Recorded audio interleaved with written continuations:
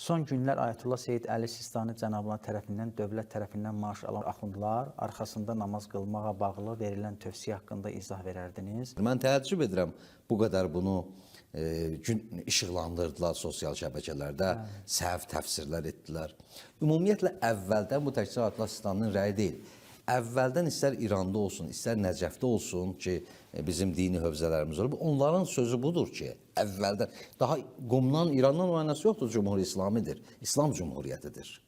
Burada da hövzə, dini hövzə, İslam Cumhuriyyətində, İranda, yəni bunun başı vəli fəqihdir də, yəni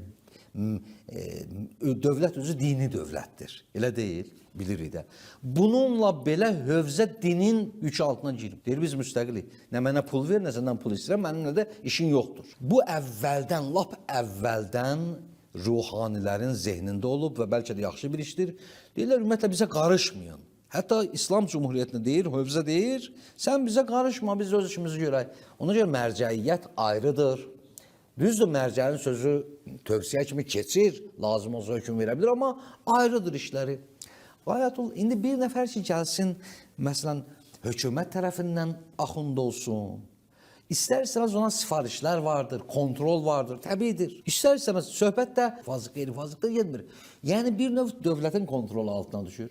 Ayətullah Sistani burada məsləhət görür ki, Tövsiyə. Bəli, onlar bir növ məlum olsun ki, İslam hövzəsi bunu qəbul etmir ki, axundlar dövlətə bağlı olsun, məscidlər dövlətə bağlı, nəzarət neyib yoxdur, yəni bağlılıq, yəni tam tabellik. Bir növ bunun qarşısını almaq istəyir və bunun da deyim ki, heç də o şəxsin özü də deyib orada, yəni mən əlavə izah vermirəm, özü də deyib orada, bu heç də o axundların ədalətsizliyi demək deyil, heç də fətvada deyil bu söz. Yəni birdən alsa da.